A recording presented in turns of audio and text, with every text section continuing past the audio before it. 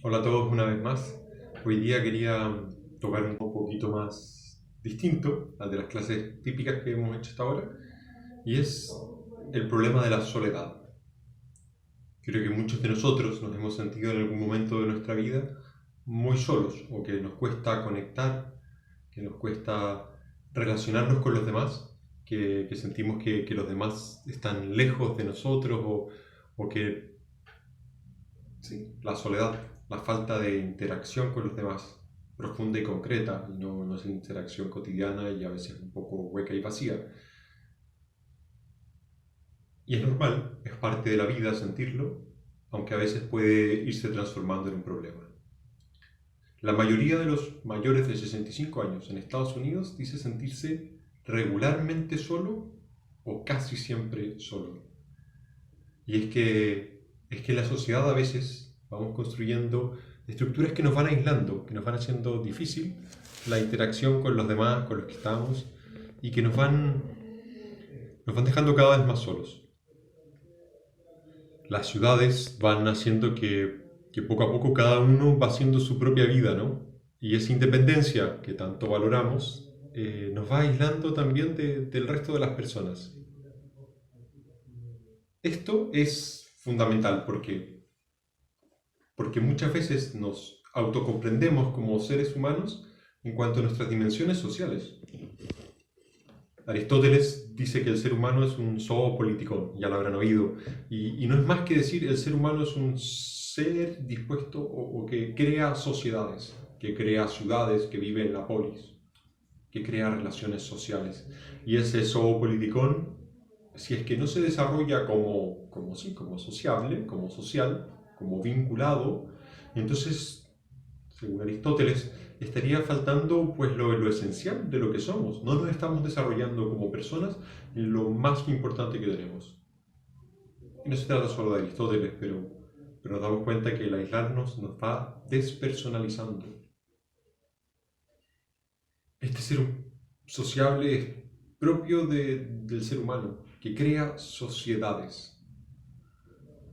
Y quería volver a ese relato de la creación, ese mito, no está de más repetirlo, de la creación del ser humano que está en la Biblia, en el Génesis, que Dios crea del barro y que ya hemos visto en varias de las clases anteriores. Pero ahí hay una frase que es muy buena porque en uno de los relatos, lo primero que crea Dios es a Adán, al hombre. Y cuando está ahí, dice, bueno, pero no es bueno que el hombre esté solo. Y le va creando los animales y el ser humano se da cuenta que son buenos, que es feliz con ellos, pero que le falta un otro con el cual relacionarse de tú a tú. Y ahí Dios crea del mismo hombre a la mujer, como un carne de su carne, dice él, como un equivalente, como un igual, con el cual él puede relacionarse de igual manera. La frase de Dios nos revela que no estar solo es parte importante de quién es el hombre y de cómo fue hecho por Dios de lo más profundo de su esencia. Y la soledad entonces es algo para combatir. Les quería contar un dato freak sobre nuestra sociedad actual. En la tradición de la iglesia siempre ha existido hombres y mujeres que se aíslan de la ciudad, se aíslan del resto para encontrarse más profundamente con Dios como un otro, para vivir su vida espiritual con mayor intensidad, fuera de las distracciones de la vida cotidiana. Y partió, bueno, en los primeros siglos de nuestra era, en Egipto, en los desiertos, y se aislaban.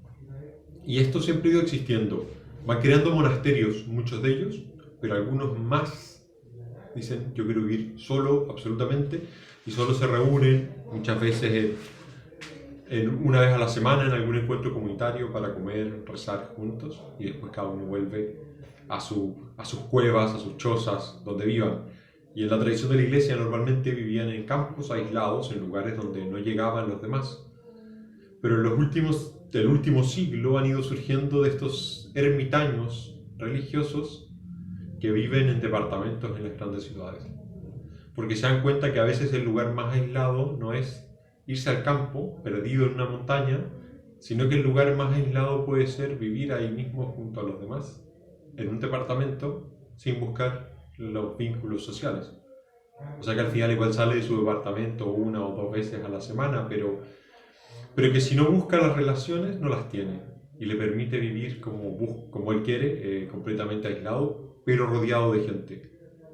Y hace sentido porque muchas veces nosotros también nos damos cuenta que nos podemos subir a una micro repleta de gente y realmente estamos solos. Que tampoco nos importa ninguna de las personas de la micro, ni sentimos que le importemos a ellos.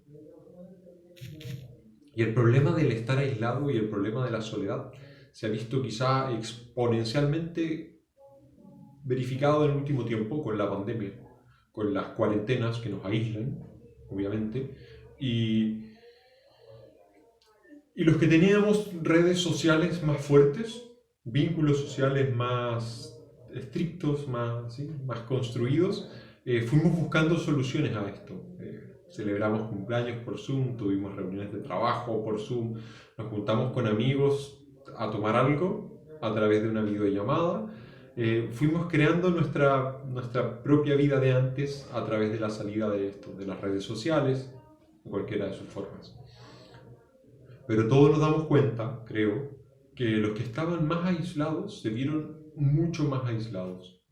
Aquellos que no tenían la técnica para poder vincularse tanto por manera digital, que no tenían los medios o no sabían usarlos, el acceso a internet o a los dispositivos o lo que fuera, y aquellos que no tenían las redes sociales, no nuestras redes sociales, Instagram, WhatsApp, lo que usen, sino más bien los vínculos que los ataran. El que no tenía esa persona que lo iba a llamar o que él podía llamar. Y una vez que desaparecía el encuentro casual, el de los pasillos, entonces se quedaron mucho más aislados, ¿no? Porque es raro una videollamada con alguien que no conoces tanto.